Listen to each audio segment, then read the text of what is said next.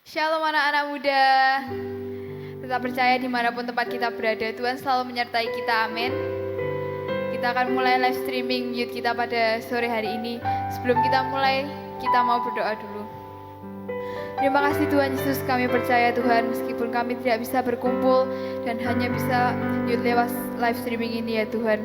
Kami percaya Engkau Allah yang selalu menyertai kami. Kami percaya dimanapun tempatnya kami berada, Engkau Allah yang selalu bersama kami, Engkau Allah Immanuel. Sebentar Tuhan, kami akan menghadap tahta kudus-Mu, kami akan menghampiri Engkau, kami akan memuji menyembah-Mu. Urapi mulut kami ya Tuhan, dan urapilah hati kami ya Tuhan. Terima kasih Tuhan Yesus, dalam nama Tuhan Yesus. Haleluya, amin.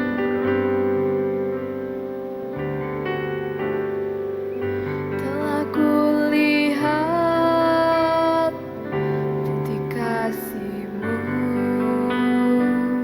Kau menderita gantikanku. Dengan darah-Mu Kau selamatkanku.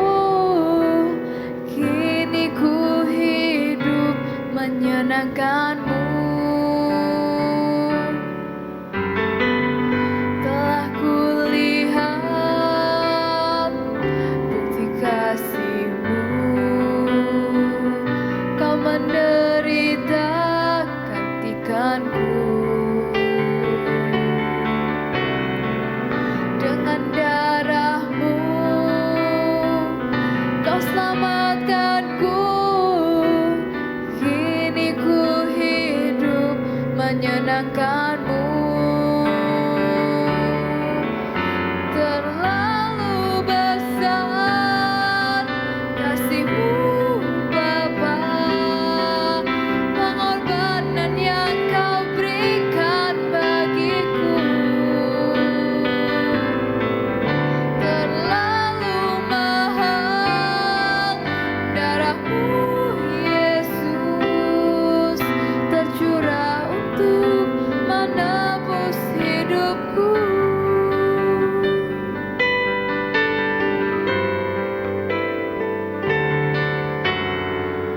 Telah kulihat bukti kasih-Mu,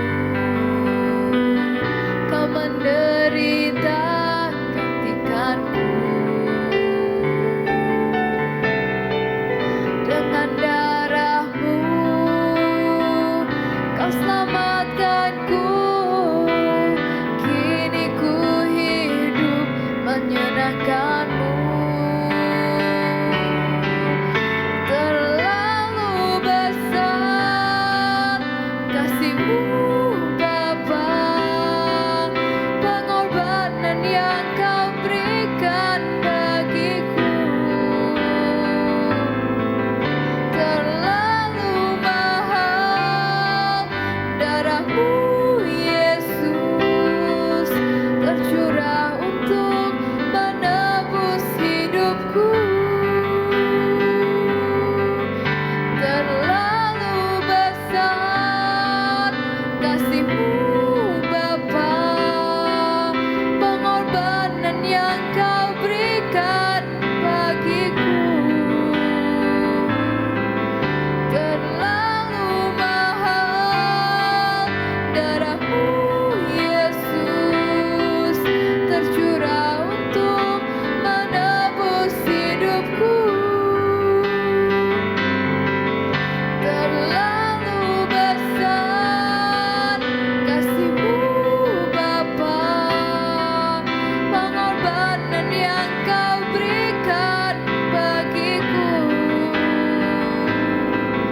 Terlalu mahal darah-Mu Yesus, tercurah untuk menebus hidupku. Tercurah untuk menebus hidupku. Tercurah untuk menebus hidupku.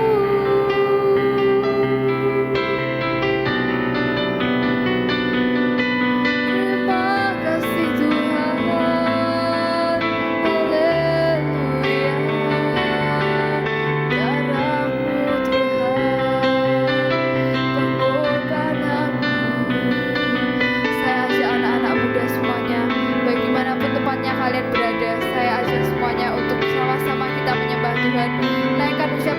yang terbaik untuk Tuhan. Jangan ada satupun yang berdiam diri. Kalau kau mau angkat tangan, angkat tanganmu. Kalau kau mau buka tangan, buka tanganmu. Terima kasih Tuhan, pengorbananmu, pengorbananmu mulia, darahmu sungguh mulia. Terima kasih Yesus, terima kasih buat kebaikanmu. Terima kasih Tuhan buat pengorbananmu. Ku naikkan syukur, ku naikkan syukurku. Terima kasih, haleluya. Terima kasih Tuhan, terima kasih. Terima kasih Yesus. Ucapkan terima kasih buat pengorbananmu Tuhan. Kasih setiamu nyata di dalam hidup kami. Sembah Dia.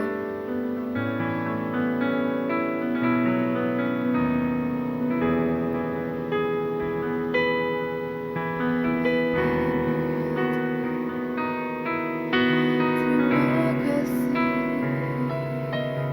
buat kesetiaanmu.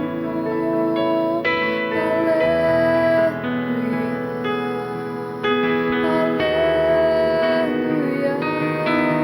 Engkau penyelamatku.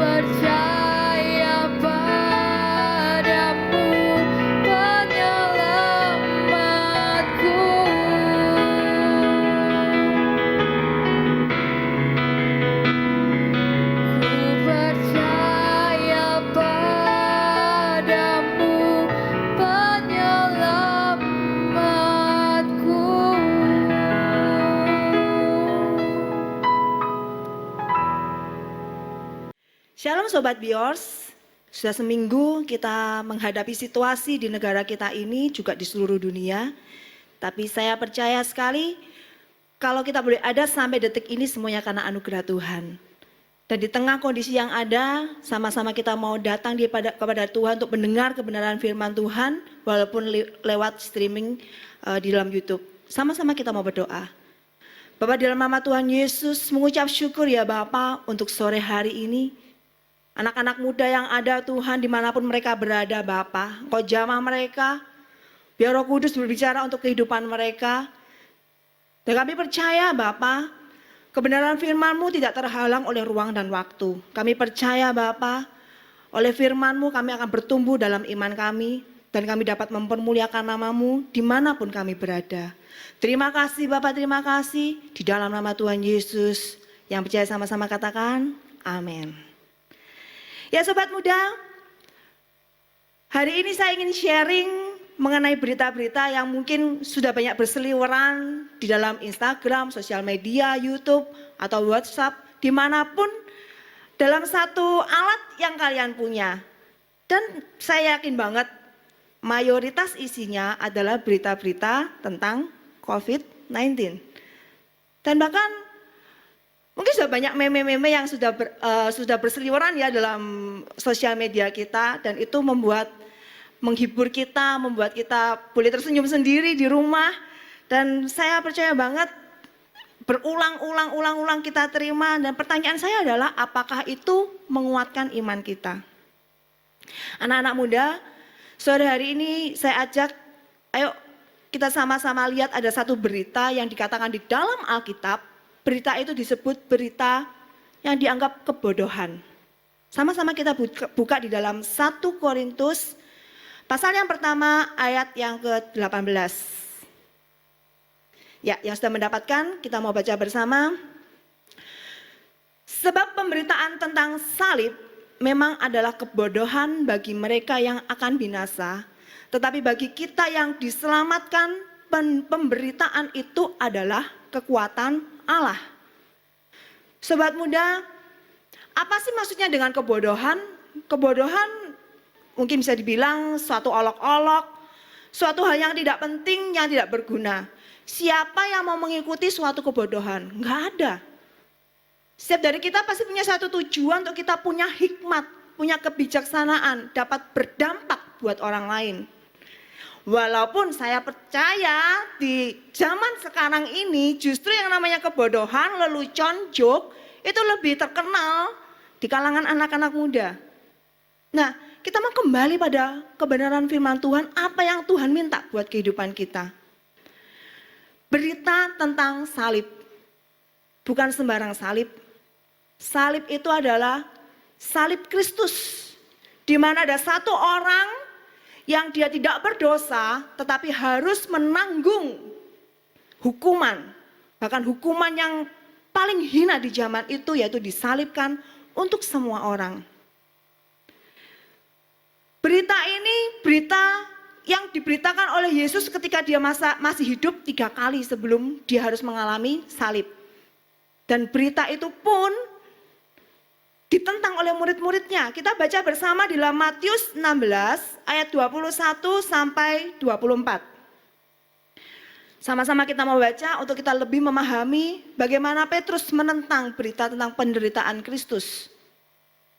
Demikian bunyi firman Tuhan, sejak waktu itu Yesus mulai menyatakan kepada murid-muridnya bahwa ia harus pergi ke Yerusalem dan menanggung banyak penderitaan dari pihak tua-tua, imam-imam kepala dan ahli-ahli Taurat, lalu dibunuh dan dibangkitkan pada hari ketiga.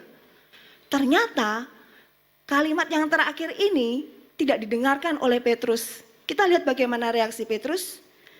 Tetapi Petrus menarik Yesus ke samping dan menegur dia, katanya, Tuhan, kiranya Allah menjauhkan hal itu sekali-kali takkan menimpa engkau. Apa itu? Penderitaan. Bagaimana Yesus harus dibunuh? Ayat 23, maka Yesus berpaling dan berkata kepada Petrus, "Enyalah iblis, engkau suatu batu sandungan bagiku, sebab engkau bukan memikirkan apa yang dipikirkan Allah, melainkan apa yang dipikirkan manusia." Lalu Yesus berkata kepada murid-muridnya, "Setiap orang yang mau mengikut aku, ia harus menyangkal dirinya, memikul salibnya, dan mengikut aku." Sobat Diors, ini berita yang berbeda dengan yang diajarkan oleh dunia. Memikul salib. Apa sih itu? Apa berita salib itu untuk anak-anak muda zaman now sekarang ini? Kalian boleh mencari contoh-contoh dalam kehidupan kalian, tapi sebelumnya yuk kita sama-sama lihat apa kata firman Tuhan. Di dalam 1 Petrus 2, 19 sampai 23. 1 Petrus 2, 19 sampai 23. Saya katakan di sini yang pertama berita salib adalah berita tentang pengorbanan. Kita baca bersama. Sebab adalah kasih karunia jika seorang karena sadar akan kehendak Allah menanggung penderitaan yang tidak harus ia tanggung. Adalah kasih karunia dengan kesadaran. Karena apa? Karena kehendak Allah. Harus menanggung penderitaan yang tidak harus ia tanggung. Ayat 20, sebab dapatkah disebut pujian jika kamu menderita pukulan karena kamu berbuat dosa? Apa dosa anak-anak zaman sekarang ini? Mungkin gak terlihat, karena semuanya bisa kalian lakukan di rumah. Dalam isolasi diri kalian bisa lakukan itu, di kamar kalian. Tapi ingat bahwa upah dosa adalah maut. Ingat, ada akibat dari dosa itu. Dan akibat dosa itu selalu penderitaan. Bukan suatu pujian kalau kita menderita. Karena penderitaan itu karena dosa. Contoh paling sederhana. Kalau kita harus mengikuti pelajaran dengan streaming, apa yang kita kerjakan? Apakah kita melakukannya dengan kesungguhan dari hati kita? Atau itu kesempatan untuk kita? Bisa contek kan? Gampang kan untuk kita contoh dari teman kita, atau kita kerjakan tidak dengan sungguh-sungguh. Akibat akhirnya, maka kalian sendiri yang akan menanggung. Saya bacakan lanjutannya, tetapi jika kamu berbuat baik dan karena itu kamu harus menderita, maka itu adalah kasih karunia pada Allah. Ketika engkau berbuat baik, pengorbanan. Dan pengorbanan yang diberikan oleh Yesus contoh buat kita pengorbanan tanpa syarat, pengorbanan tanpa suatu harapan. Kalau kita berbuat baik saat ini, kita tetap belajar, kita tetap melakukan aktivitas kita sesuai aturan pemerintah, kita berbuat baik. Itu semuanya demi kebaikan kita, tapi Tuhan memberikan teladan yang berbeda. Dia sanggup berkorban sekalipun dia dirugikan tanpa syarat apapun. Ayat 21, sebab untuk itulah kamu dipanggil karena Kristus pun telah menderita untuk kamu dan telah meninggalkan teladan bagimu supaya kamu mengikuti jejaknya. Ia, Yesus, tidak berbuat dosa dan tipu tidak ada dalam mulutnya. Hati-hati, dalam kesendirian, dalam isolasi diri, gampang untuk kita bisa menipu hanya dengan sosial media. Ayat 23, ketika ia dicaci maki, ia tidak membalas dengan mencaci maki. Ketika ia menderita, ia tidak mengancam, tetapi ia menyerahkan kepada Dia yang menghakimi dengan adil. Apapun keadaan sobat muda saat ini, teman-teman percaya, kalau engkau harus melakukan yang terbaik, itu lakukan untuk Tuhan. Kalau engkau harus melakukan yang terbaik, itu kebaikan untuk dirimu sendiri. Tapi kalau tetap mengalami penderitaan, diolok-olok, dianggap lu gak gaul dianggap ngapain susah-susah, teman-temanmu yang lain saat seperti ini mereka masih asik aja hangout mungkin, masih asik aja mereka kumpul-kumpul kafe mungkin. Teman-teman belajar untuk kita mau melakukan yang baik, taat pada pemerintah, anjuran pemerintah untuk kebaikan kita sendiri juga. Dan kalaupun dianggap bahwa dirimu itu sudah nggak gaul lagi gara-gara itu atau apapun itu juga, percaya Tuhan yang akan bela kamu. Oke, kita lihat Yang kedua adalah berita tentang keselamatan. 1 Petrus 2, 24 ayat 25. Demikian bunyi firman Tuhan. Ia sendiri, Yesus, telah memikul dosa kita di dalam tubuhnya di kayu salib, supaya kita yang telah mati terhadap dosa, hidup untuk kebenaran. Oleh bilur-bilurnya kamu telah sembuh. Sebab dahulu kamu sesat seperti domba, tetapi sekarang kamu telah kembali kepada gembala dan pemelihara jiwamu. Sobat muda, mungkin kau mulai merasakan bagaimana keadaan keluargamu, papa, mama, usaha pekerjaan.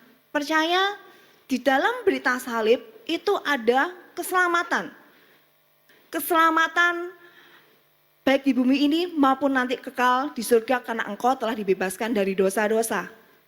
Dan dalam ayat-ayat ini yang sudah kita baca, di dalam keselamatan itu ada kesembuhan oleh bilur-bilur Kristus. Di dalam keselamatan itu ada pemeliharaan dari Tuhan. Percaya itu semuanya. Percaya bahwa Yesus selalu berserta dengan engkau.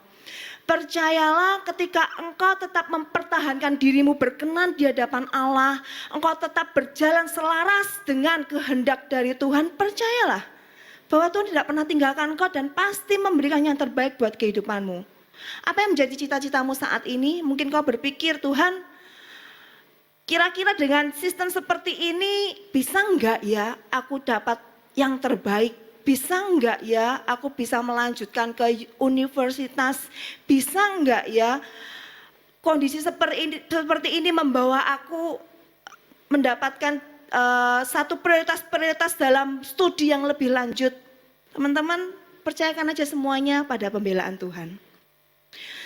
Dan sekali lagi tentang dosa, saya ingatkan adalah bahwa Yesus sudah mati buat kita, Yesus sudah bangkit, itu memberi kemenangan buat kita. Jadi kalau engkau harus struggle di rumah, sebetulnya engkau tidak sedang berjuang di rumah. Karena ada Roh Kudus, ada Yesus menyertai engkau. Ayo sobat muda, tetap berjuang. Untuk engkau tetap menjaga diri dalam kekudusan, menjaga diri tetap berkenan kepada Tuhan, hidup dalam kebenarannya. Perbanyak hubungan dengan Tuhan. Karena justru di dalam kita diam, tinggal tenang di dalam Tuhan, di situ letak kekuatan kita. Oke, yang terakhir, berita yang ketiga adalah berita tentang damai. Kita lihat bersama di dalam Efesus 2:13 sampai 16. Tetapi sekarang di dalam Kristus Yesus, kamu yang dahulu jauh sudah menjadi dekat oleh darah Kristus. Karena dialah damai sejahtera kita yang telah mempersatukan kedua pihak dan yang telah merubuhkan tembok pemisah, yaitu perseturan. Sebab dengan matinya sebagai manusia ia telah membatalkan hukum Taurat dengan segala perintah dan ketentuannya untuk menciptakan keduanya menjadi satu manusia baru di dalam dirinya, dan dengan itu mengadakan damai sejahtera dan untuk memperdamaikan keduanya di dalam satu tubuh dengan Allah oleh salib, dengan melenyapkan perseturan pada salib itu. Ini adalah ayat-ayat yang ditulis pada jemaat Efesus mengenai perseteruan antara orang-orang Yahudi dan non-Yahudi. Tapi penerapannya hari-hari ini adalah, teman-teman, hari-hari ini kita ada dalam satu tembok yang sama, yaitu di dalam rumah. Dengan papa, mama, adik, kakak. Dan saya percaya pasti terjadi gesekan. Saya percaya ada hal yang membuat kita merasa, ih ngapain sih kok adik seperti itu, ngapain sih kok Cece seperti itu, Koko seperti itu. Atau mungkin kalian berpikir, aduh aku sudah sabar nih, mama kok gak mau sabar ya. Apapun yang jadi pikiran kalian, itu manusiawi, betul. Pasti ada satu perasaan-perasaan yang terjadi ketika kita mengalami gesekan. Tapi kita hidup dalam manusia yang baru. Kita mau percaya bahwa di dalam salib Kristus ada damai sejahtera yang mempersatukan kita. Minta kepada Tuhan, setiap pagi minta kepada Tuhan, Tuhan aku mau melewati hari ini dengan damai sejahtera-Mu. Aku tahu Tuhan, Papa dan Mama juga sedang berjuang, adik kakak sedang berjuang, dan aku juga mau berjuang Tuhan. Ada damai sejahtera-Mu dalam rumah kami. Dan firman Tuhan berkata, ketika ada damai sejahtera maka berkat-berkat Tuhan tercurah buat kehidupan kita. Amin. Nah, Berita tentang damai sejahtera ini otomatis harus kita sikapi dengan sikap kita, dengan perkataan kita yang baik. Cara kita bertutur kata, cara kita menghormati orang tua, cara kita menyampaikan sesuatu. Ayo kita mau belajar.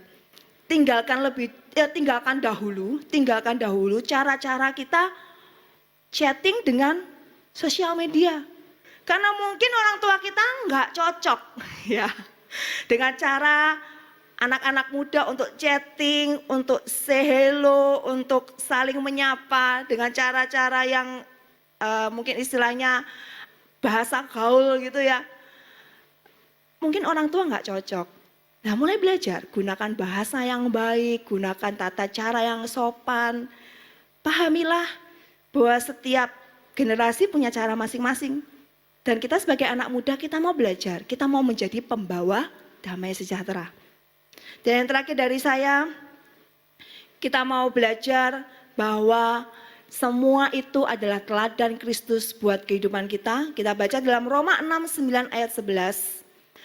Karena kita tahu bahwa Kristus sesudah ia bangkit dari antara orang mati tidak mati lagi, maut tidak berkuasa lagi atas dia, sebab kematiannya adalah kematian terhadap dosa satu kali dan untuk selama-lamanya, dan kehidupannya adalah kehidupan bagi Allah. Demikianlah hendaknya kamu memandangnya, bahwa kamu telah mati bagi dosa tetapi kamu hidup bagi Allah dalam Kristus Yesus. Teman-teman, Yesus sudah mati tapi dia juga sudah bangkit. Dia ada di sebelah kanan Bapa. Kita hidup buat dia dan kita mau belajar mengikuti teladannya. Sama-sama kita mau berdoa. Bapa, di dalam nama Tuhan Yesus, kami sudah belajar Tuhan kebenaran firman-Mu. Ajar kami untuk kami boleh melakukannya. Pakai kami ya Bapa, untuk kami menjadi pembawa damai sejahtera-Mu. Pakai kami ya Bapa, untuk kami menyatakan buat orang-orang di luar sana, teman-teman kami di luar sana, bahwa di dalam Kristus Yesus, di dalam kematian-Mu, di dalam salib-Mu, dalam pengorbanan-Mu Tuhan, kami sanggup melakukan hal yang sama, supaya mereka mendapatkan pengharapan dari kebangkitan-Mu.